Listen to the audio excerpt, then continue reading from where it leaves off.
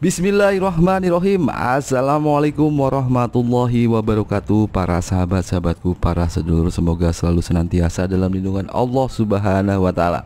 Para sahabat-sahabatku, jika berkenan dimohon untuk klik subscribe di bawah ini. Terima kasih banyak para sahabatku, terima kasih banyak para sedulurku telah mensupport perkembangan channel saya. Semoga Gusti Allah Subhanahu wa Ta'ala memberikan kebaikan-kebaikan dan keberkahan kepada para sahabat-sahabatku dan para sedulurku semua sekalian. Amin ya Allah ya Rabbal Alamin.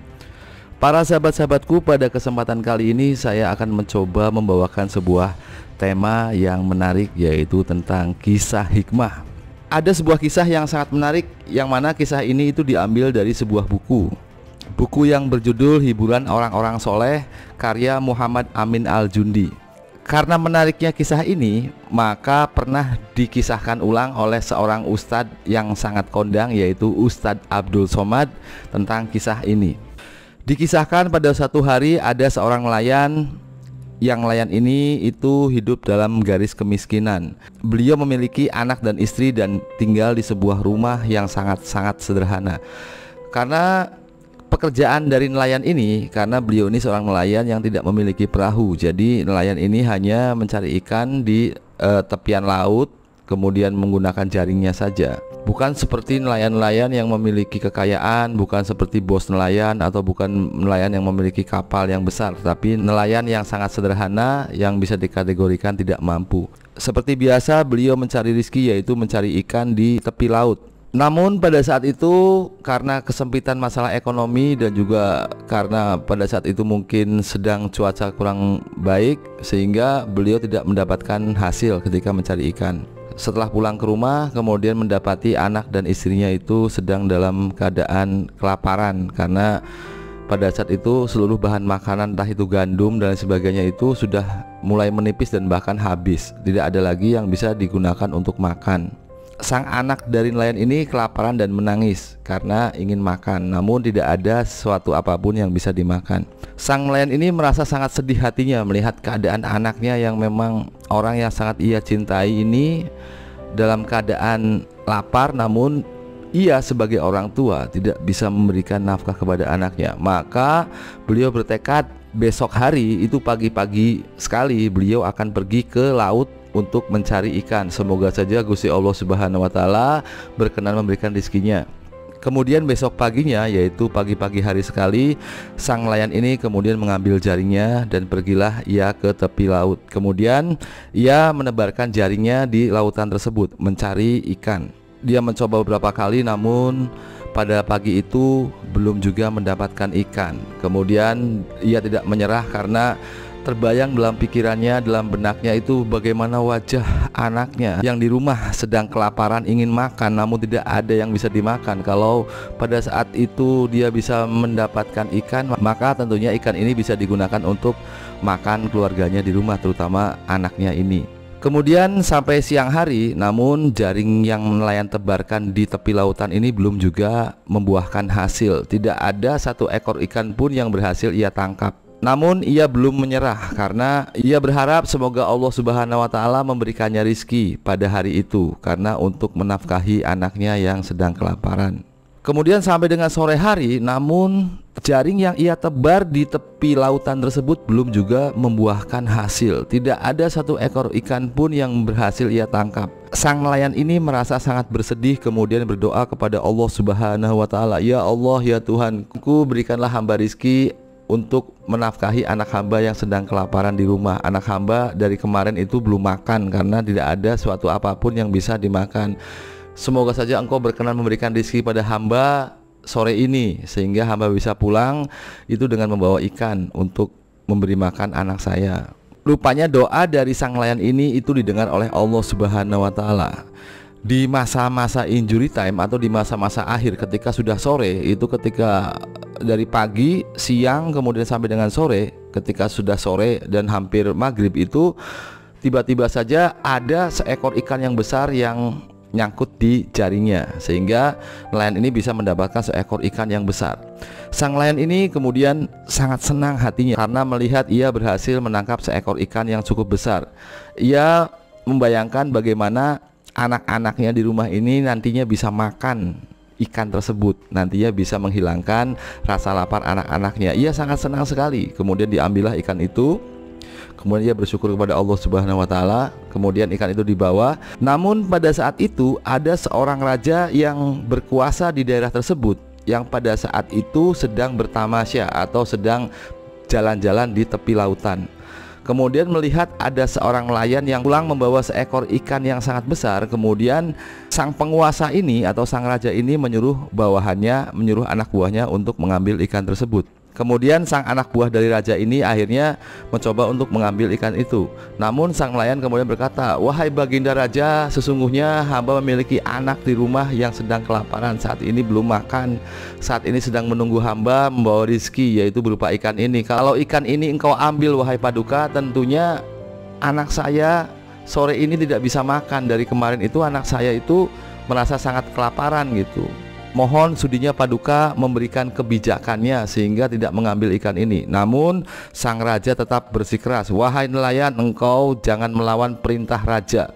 Aku adalah penguasa, aku yang menguasai daerah ini. Maka cepat wahai prajurit, cepat wahai pengawal, ambillah paksa ikan itu." Kemudian ikan yang besar itu diambil paksa oleh sang raja melalui titahnya kepada para pengawal itu, karena sang raja ini memiliki sebuah kekuatan, yaitu pasukan, yaitu para pengawal. Maka tak kuasa apalah kuasa seorang nelayan, karena nelayan hanya bisa mencari ikan di laut, tidak memiliki ilmu kanuragan atau kekuatan apapun. Sedangkan sang raja itu memiliki sebuah kekuasaan dan kekuatan. Kaki tangannya itu sekali perintah, maka apapun yang menjadi perintahnya itu harus dijalankan, sehingga dirampaslah ikan yang besar itu.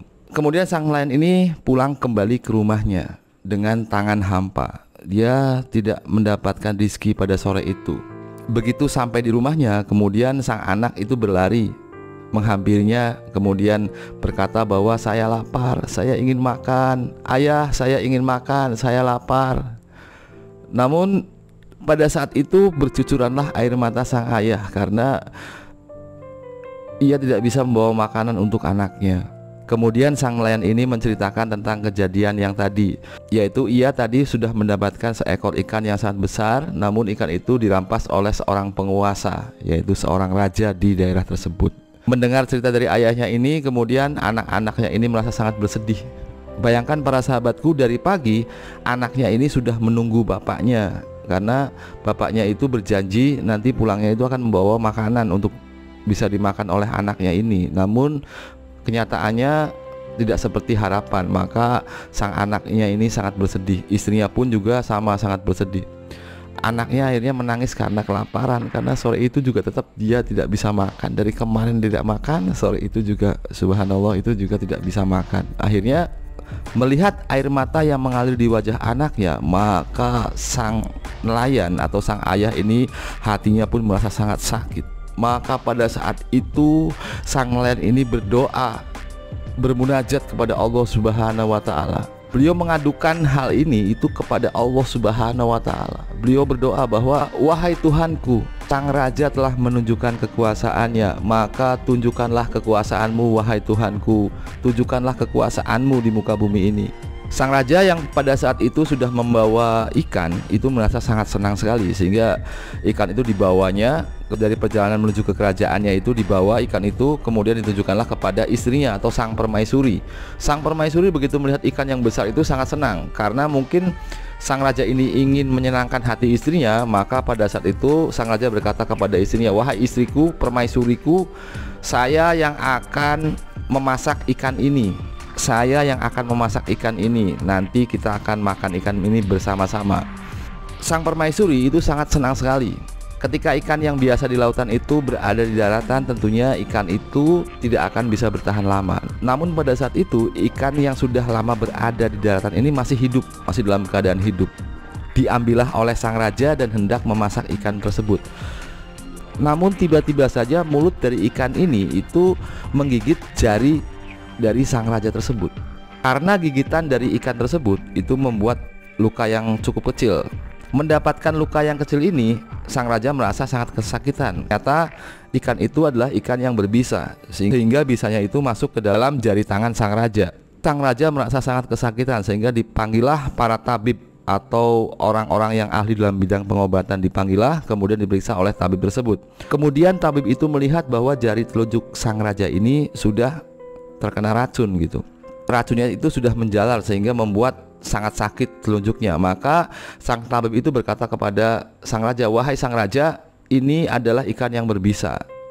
Jika tidak ingin racunnya itu menjalar lebih jauh lagi, maka solusinya itu jarinya harus dipotong atau diamputasi." Akhirnya jari sang raja ini akhirnya diamputasi. Namun yang terjadi itu sakit sang raja ini belum juga sembuh. Ia merasakan nyeri begitu hebat di tangannya. Ternyata racun dari ikan tersebut itu sudah menjalar ke pergelangan tangannya. Akhirnya sampai pergelangan tangan kemudian diamputasi. Namun yang terjadi sakit sang raja ini belum juga sembuh, karena ternyata racun itu sudah menjalar ke tangannya. Pada saat itu tabib menyarankan agar sang raja mengamputasi tangannya. Akhirnya tangannya itu diamputasi. Sakit sang raja itu akhirnya bisa pulih, tetapi pada saat itu pikiran dan jiwanya itu tidak bisa tenang. Kemudian dipanggillah seorang yang ahli hikmah, dan ia menceritakan tentang kisah ikan tersebut. Kemudian sang ahli hikmah ini berkata kepada sang raja bahwa, "Wahai sang raja, engkau tidak akan pernah bisa merasa tenang sebelum engkau meminta maaf kepada nelayan tersebut, karena engkau telah menzolimi hak orang lain. Karena semestinya itu adalah hak nelayan, karena nelayan itu sudah mendapatkan ikan di laut dari pagi sampai sore, kemudian ikan itu untuk keluarganya, namun engkau mengambilnya secara paksa." Kemudian sang raja memerintahkan para prajurit itu untuk mencari di mana tempat atau rumah nelayan tersebut. Kemudian setelah tahu keberadaan rumahnya di mana, kemudian sang raja ini akhirnya datang sendiri ke rumah nelayan tersebut dan datang ke sana, kemudian meminta maaf atas kelakuannya, meminta maaf atas sikapnya yang telah menzolimi sang nelayan itu. Subhanallah, yang terjadi itu sang nelayan ini ternyata berjiwa yang sangat mulia, jiwanya itu sangat besar. Walaupun ia merasa dizolimi, namun sang nelayan ini ternyata mau memaafkan sang raja. Kemudian sang nelayan ini berkata, "Wahai sang raja, saya sudah memaafkan semua yang engkau lakukan padaku." Setelah sang nelayan ini memaafkan sang raja, itu pikiran dan jiwa sang raja kembali seperti sedia kala.